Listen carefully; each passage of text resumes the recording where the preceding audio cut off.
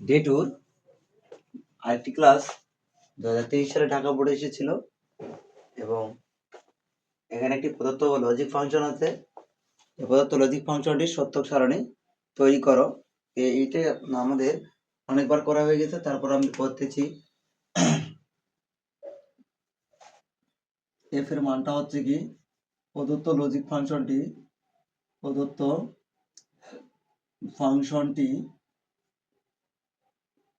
f equal to a prime b c plus a b prime c plus a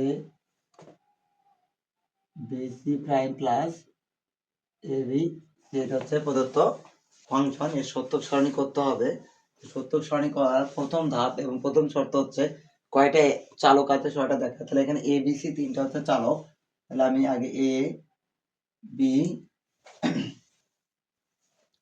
আমি একটা এ নিয়ে নিলাম, একটা বি নিয়ে নিলাম, একটা আমাকে সি নিয়ে নিতে হবে। এরপর আমাদের কাজ হচ্ছে কি, যে সিঙ্গেল প্রাইম আছে কিনা সেটা দেখতে হবে। হ্যাঁ, এখানে এ একটা সিঙ্গেল প্রাইম, বি একটা সিঙ্গেল প্রাইম, সি একটা সিঙ্গেল প্রাইম। তাহলে তিনটা আমাদের প্রাইম নিতে হবে, এ প্রাইম, বি প্রাইম,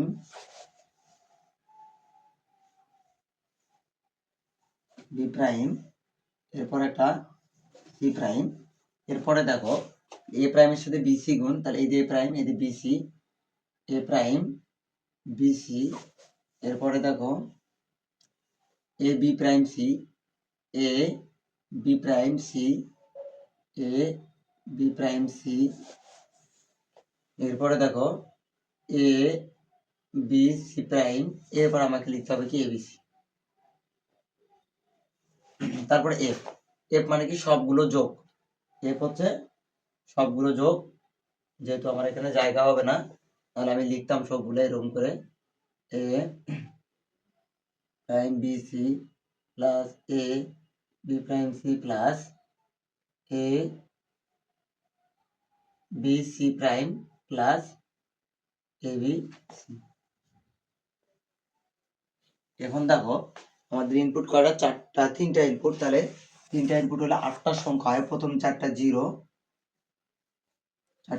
চারটা ওয়ান, হচ্ছে চারটা ওয়ান। এরপরে দেখো আমাদের যে কাজটা করতে হবে, দুইটা জিরো দুইটা ওয়ান, দুইটা জিরো দুইটা ওয়ান। এরপরে একটা জিরো একটা ওয়ান, একটা জিরো একটা ওয়ান, একটা জিরো একটা ওয়ান, একটা জিরো একটা ওয়ান।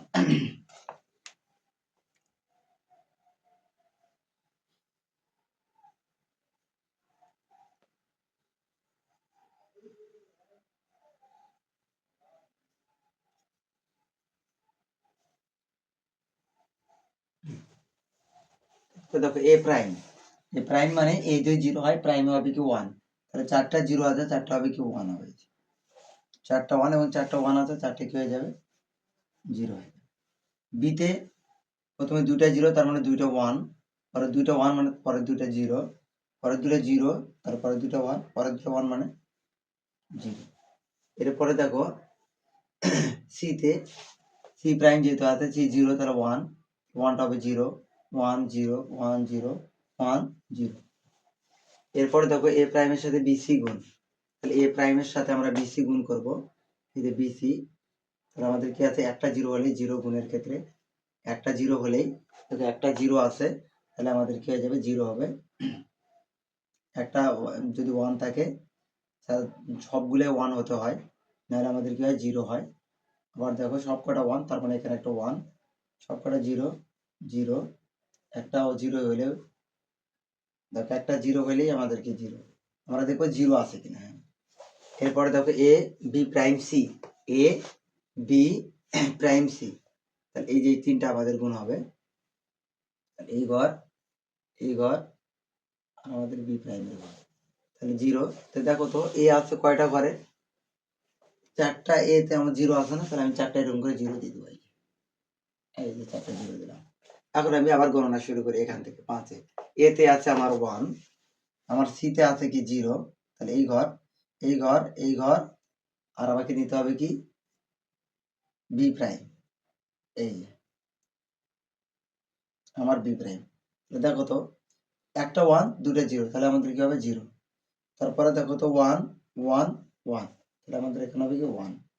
এখানে দেখো 1, এই ঘরে আমার 0, আবার এই ঘরে আমার 0, তাহলে তো 0ই 1, এই ঘরে 1, এই ঘরে আবার দেখো 0, তাহলে এই যে এ সি অর্থাৎ এ বি প্রাইম সি, এই যে এ বি প্রাইম সি, দেখো একটা 0 হওয়ার কারণে আমাদের এখানে ফাংশনটা 0। এরপরে দেখো এ বির সাথে সি প্রাইম, তাহলে দেখো এখানেও এ আছে কয়টা, আমার এ তো আছে তাই না, তাহলে এ প্রথমটা এ যে গুণ করব, এর ইনপুট 4টা আমার 0 আছে, তাহলে 4টা আমি এখানেও কি করব 0 দেবো, কারণ আমি জানি যে একটা ইনপুট 0 হলেই 0। তাহলে আমার এস আছে এখানে সিঙ্গেল এ, শুধু এ গুণ, তাহলে এর ইনপুট আছে 4টা 0, এই জন্য আমি 4টে 0 দিয়ে দিলাম। এরপরে দেখো এইটা আমার লাগবে, এইটা লাগবে, বি লাগবে, এ বি, তার সঙ্গে আমাদের কি লাগবে সি প্রাইম, এই যে এই লাইনের সংখ্যা মান লাগবে আমাদের এই লাইনে। দেখো এ 1 একটা 0, তাহলে আমাদের আর পরেরটা দেখার প্রয়োজন আছে না, এর সাথে বি গুণ আছে না, দেখো তো বি 0, তাহলে এইদিকে আমাদের দেখার প্রশ্ন আসে না। দেখো এ 1 বি 1, এখন আমি দেখবো যে সি তে আমাদের কি আছে, সি প্রাইম। দেখো এ 1, এই যে সি প্রাইমে এখানে আমার 1 আছে, তাহলে তিনটা 1 হলে আমাদের কি হবে, এখানে একটা 1 আসবে। দেখো এখানে 1 1, আর যে সি তে আবার দেখো কি আছে 0, তাহলে এখানে কি হবে 0। এরপরে আসো আমাদের এ বি সি, তাহলে এ 4টা এ আছে, এই যে 4টা এ, আমি 4টা এ 0 দিয়ে দেবো, এই যে আমি 0 দিয়ে দিলাম। এরপর আসি আমাদের এ বি সি, তাহলে এ 1 হলেও বি সি কি আছে 0, এ 1 হলেও বি 0, তাহলে 0, এ 1 বি 1 সি 0, তাহলে 0।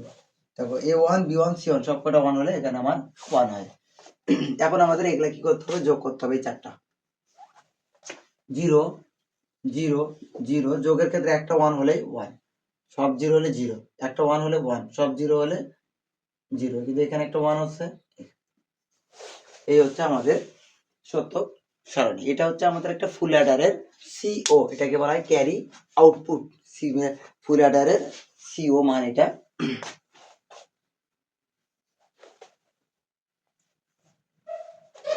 এরপরে যেটা প্রশ্ন দেখো, যে এফ এর যে মানটি আছে, এফ এর সেই মানকে কি করতে হবে, সরলীকরণ করতে হবে।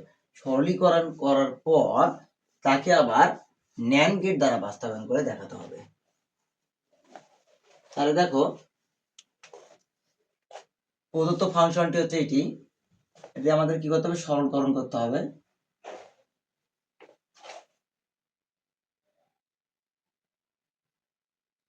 গ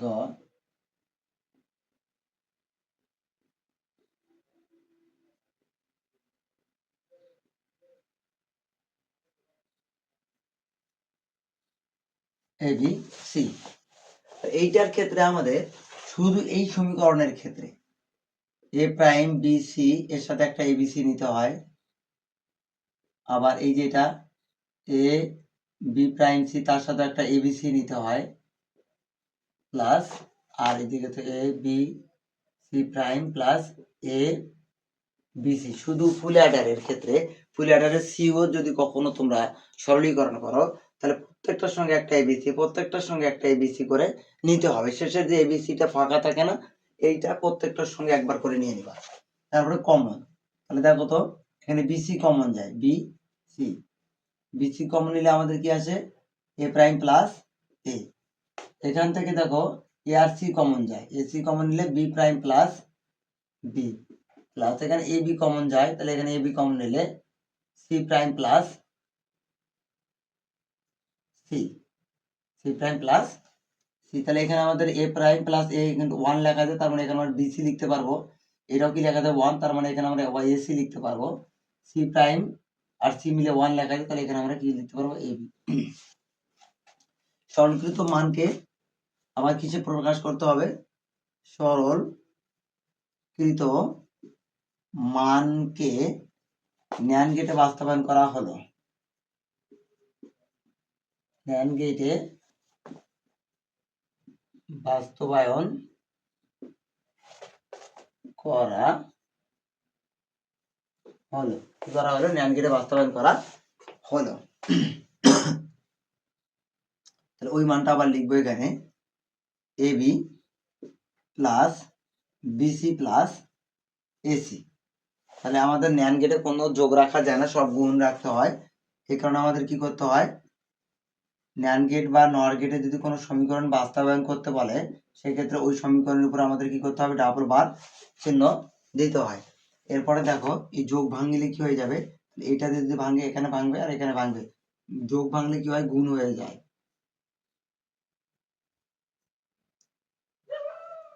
যোগ ভাঙলে আমাদের গুণ হয়ে যায়। এবং আমি আরেকটা কথা বলছিলাম, কোন সমীকরণকে যদি ন্যান গেট বা নর গেটে বাস্তবায়ন করতে বলা হয় তাহলে ওই সমীকরণের সম্পূর্ণের উপর একটা বার চিহ্ন থাকতে হয়। তাহলে সম্পূর্ণের উপর বার চিহ্ন আছে, তাহলে আমরা ন্যান গেটে বাস্তবায়ন করে ফেলবো। এই যে এ বি সি, অর্থাৎ প্রতিটা কাজ যেন ন্যান গেটে হয়। তাহলে এই যে এ বি, এই যে ন্যান গেট, তাহলে এ বি প্রাইম, এই যে বি সি, এটা ন্যান গেটে যেতে হবে বি সি প্রাইম, তারপর কি এ সি, এই যে আমাদের এসিটাকে কি করতে হলো, ন্যান গেটে বাস্তবায়ন করতে হলো। এইটাকে যদি আবার আমরা ন্যান গেটে বাস্তবায়ন করি তাহলে দেখো সম্পূর্ণটার উপর একটা প্রাইম আসবে, A B into BC into AC, আমাদের ফাংশনের সঙ্গে মিলে গেল। এটি হচ্ছে আমাদের হাফ প্যাটাই তোমার হচ্ছে যে প্রদত্ত যে সমীকরণটা ছিল, যে সমীকরণটাকে আমাদের ন্যান গেটে বাস্তবায়ন করতে বলছে তার সেইটির উত্তর।